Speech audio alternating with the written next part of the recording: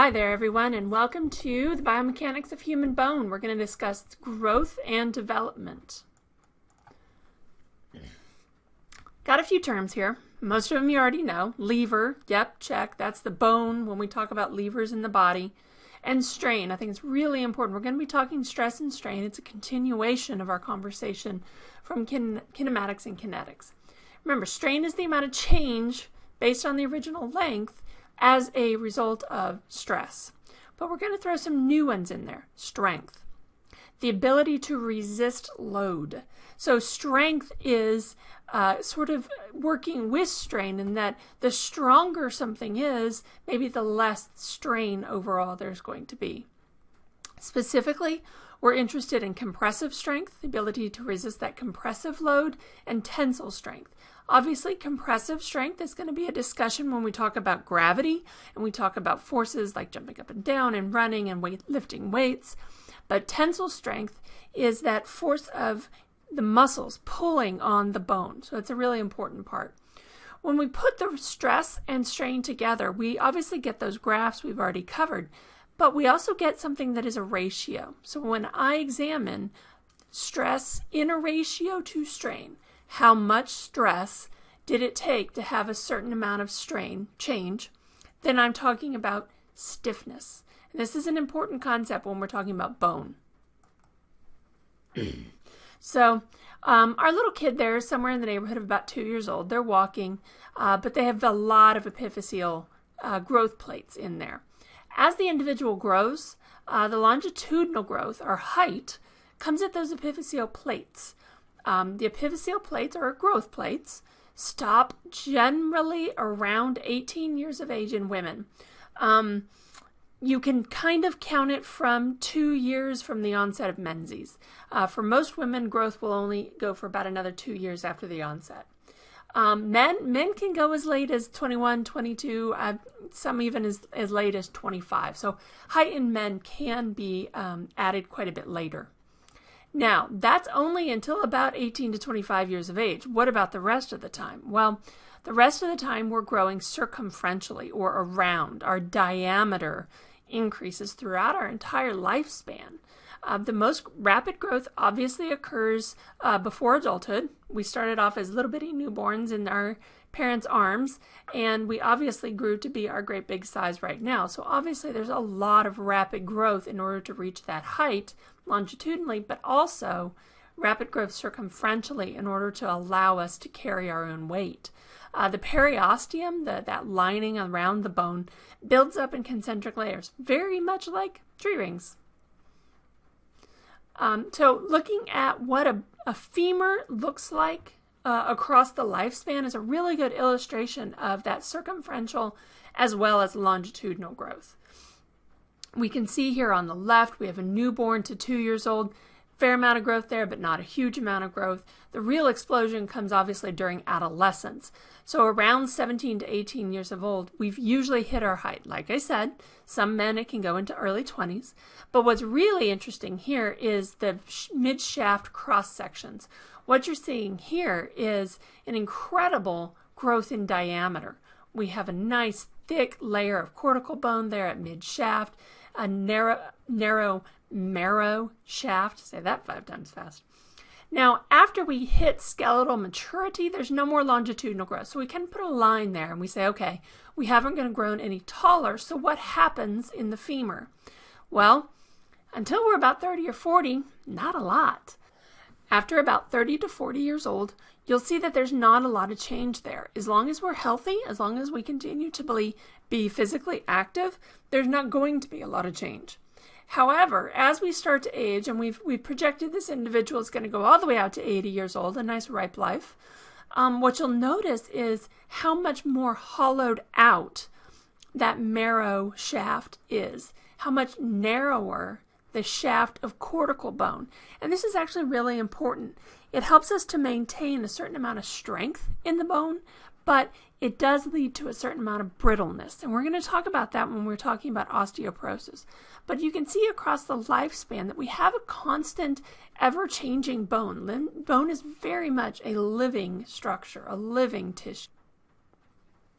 So on the balance, When we're adults, osteoblasts and osteoclasts kind of keep things in check. We stay the same. Remember, osteoblasts build bone. So a nice alliteration for you. The blasts that build the bone. Osteoclasts break it down. So as long as we're in balance, we're good.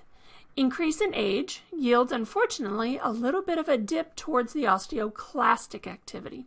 We have loss of collagen. You say, well, what about collagen in bone? Well, collagen in bone, of course, is what gives it its sponginess and gives it its spring, the ability to have strain, the ability to change shape is very much a function of the collagen and water in the bone. So as we lose that collagen, we're left only with the minerals, and minerals can be quite brittle. Unfortunately, ladies, this is especially true in women. So this is a bone mineral content changes in women.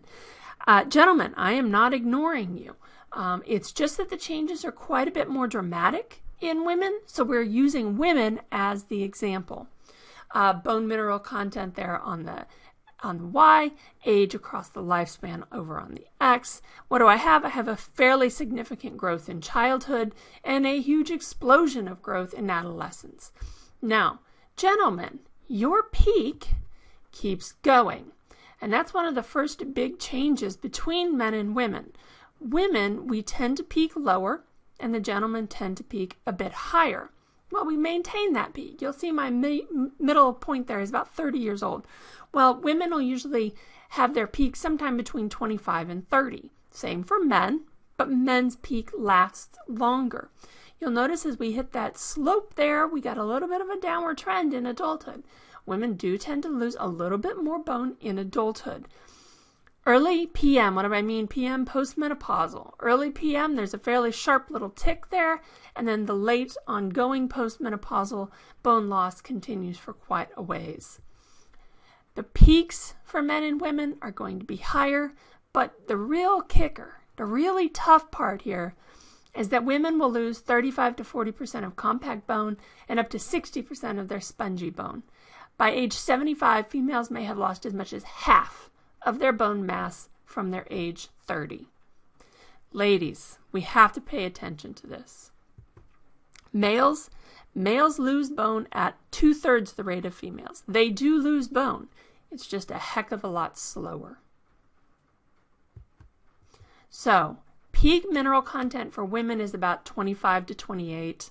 And then we lose about half to 1% following menopause or age 50, usually whichever one comes first. Menopause is usually going to be in the late 40s to early 50s. Now, there's a fairly big drop after that. Once we are fully postmenopausal, there's going to be a fairly significant loss per year for those first few years. Increasing loss of bone substance leads to increasing porosity, greater pores, bigger holes in the bone. We may start at a 1 and a 2, as you see in my images there, but over time we get into 3 as an adult. Maybe we're still doing pretty good, but by the time we're reaching 4, 5, 6, we are very much in trouble. We are losing bone at a rapid rate, and you can see how hollowed out those sections are. What that leads to is a decrease in the mechanical properties and the overall strength of the bone. And remember, strength is that ability to resist forces. Disconnection, disintegration, the trabeculae, those pores get big, and that leads to a very weak bone. So when we apply a stress, I need to see that bone change, and it's really important over our lifetime to apply stress. When we talk about that, what we're really talking about is Wolff's Law. Bone adapts or grows according to the stresses applied. Form follows function. Whatever I ask the bone to do, whatever I ask my body to do, the bone is going to grow to support those stresses. The function determines what the structure looks like. So I keep returning to the femur. It's got a really good example here in my images. On the right, I've got a nice x-ray, and everywhere it's white, bright white. That's the laydown of good calcium. What do you notice? Well, they come in streaks. What are those streaks? Well, that first one, that purple group right there, that's weight bearing. Everything there is weight bearing. That is my hip, and that is where I'm carrying 2/3 of my body weight is above the hip joint. So it's carrying a lot of my body mass, and that downward pressure with every single step is putting a compressive stress into the bone. And it's getting a strain, a change. It gets a little bit of a bend. Because of the shape of the bone, that force, that off-center, that eccentric force, pushes that head of the femur off-center from the rest, and that neck bends a little bit. And what do you notice? There's a big, bright, white section there at the neck that is a direct response to the stress of that bending, that tension on that top side there. What do I get? I get the structure of bone laying down based on force, and the force applied in this case is the weight of my body and stepping and gravity. So my function is walking and carrying myself, and the structure is built in order to support that. Form follows function. Function determines structure. This is Wolff's Law. So as I build, I can also take away. So bone modeling formation, the mechanical loading causes strain. Truth be told, the strain is what actually stimulates the bone. The stress is applied, the strain results, and that is actually what stimulates the osteocytes, the bone cells. If the strain is greater than my upper strain limit, then I have bone modeling. I form new bone, but it has to be above that upper limit. Now, I can also have a lower limit, and I can have remodeling or reabsorption if the strain is lower than that lower threshold. Then the bone remodeling occurs. Now it occurs first at the bone that is closest to the marrow. It comes from the inside out. So basically, if I am inactive and if I don't do the kinds of things I need to do, applying stress to my bone, then what I get is a hollowing out of the bone. So as I have this bone, perhaps I've got a little bit of a, I don't know, maybe a bend in that bone. And you'll see here I'm applying a compressive force. I'm walking. I'm using the thing. I'm running maybe. So I have on one side of the bend a little bit less compressive force. I have more tensile force on that side. And on the compressive side, that's actually where I'm getting the biggest strain. The stress is applied more on that concave side, and I get a greater stress there. And that means greater strain. So what happens? Laying down new bone. This is a modeling process. Well, on the flip side, that smaller portion, that portion that is getting less of that stress and therefore less of that strain, well, that's a remodeling. That's an absorption process, and it's all occurring in the same bone. So on the compression side where I have high strain, I'm getting new bone. And on the convex side where I've got less strain, I'm getting bone remodeling or absorption.